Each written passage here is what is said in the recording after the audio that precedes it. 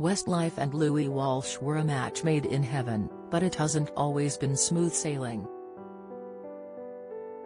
The former X Factor judge first hit the big time when he decided to create an Irish version of Take That by holding open auditions for singers, which resulted in the formation of Boyzone. After many successful years together and working with Ronan Keating as a solo artist, Louis, who turns 70 today, went back to the boy band formula with new band Westlife. Founded in Dublin in July 1998, the group originally consisted of Shane Filan, Mark Feely, Kyan Egan, Nicky Byrne and Brian McFadden, who would depart in 2004. It was Shane's mum who first got in contact with Louis and they started working together, but they failed to secure a record deal with Simon Cowell, who wanted to change 3 of the members.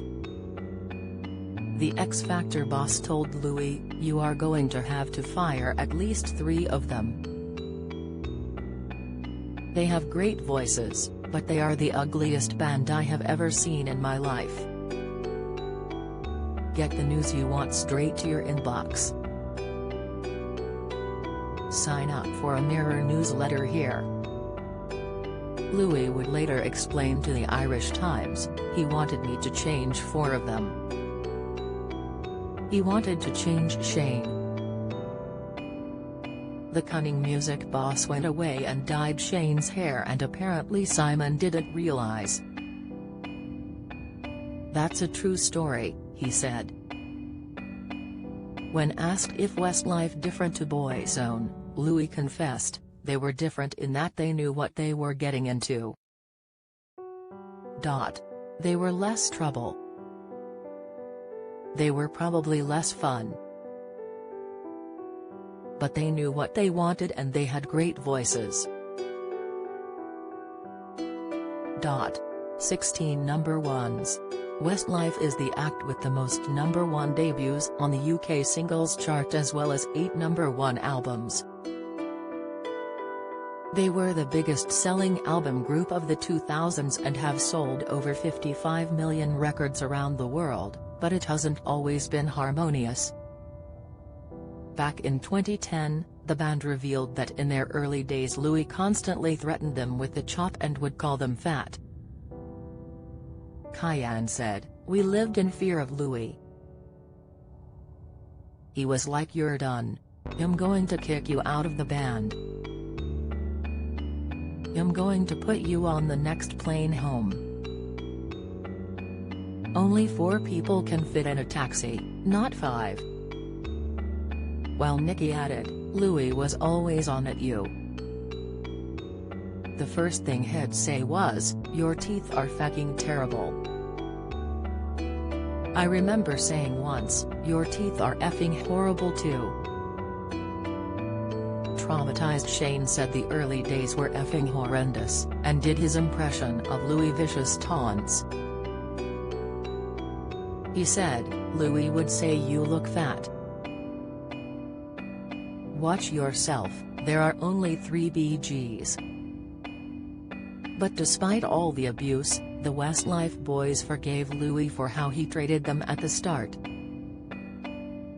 Shane added, "Oh, we're all fond of Louis. Simon's now doing to him what he did to us, so has gone and got everything done. His hair's browner, and his teeth are whiter." One of the most shocking moments came before they hit the big time when Shane messed up his audition in front of Simon. Shane previously spoke of the incident, revealing in 2014, "We walked in and we met this man called Simon Cowell for the first time. It didn't go well and Louis wasn't very happy with me afterwards. He kind of lost it. He slapped me in the face. It was crazy. He was shouting, 'What are you doing?' and he was shaking me and saying I was counting on you in there. I thought my life was over. I thought that's it, I've ruined my life. It was horrible, but he said, "Don't worry, I've got a plan." The band revealed Louis was very strict with them and kept them with a squeaky clean image. "We liked to have a drink, but that was about it. We never did drugs, we didn't get involved in any mad, crazy sh or anything like that," Shane told Digital Spy in 2015. "I think we were generally clean enough individuals anyway, because our mums and dads would have effing killed us if we weren't." Louis was always very strict with us to a certain degree. "He always reminded us how lucky we were," he mused. "He'd be always watching everything. He had disciples out listening to us. It was crazy how much he knew about our lives outside work hours, but that's what a good manager does. He kept us together as a band, that's his job." Louis turned 70 today, and Westlife made a cheeky dig at their boss ahead of their sold-out Wembley Stadium concert this weekend. Speaking on This Morning earlier, the band revealed they had texted their manager wishing him a happy birthday, before Nicky joked, "Is he one? No, no. Is he two? No, no."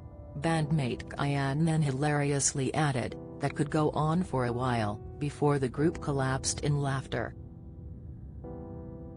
One of them also shouted, "Happy 50th birthday, Louis." Mark then poignantly said, "I think that when it comes to Louis, the way he plucked us and put us onto the map, this gig, this weekend, Louis is a huge part of our story.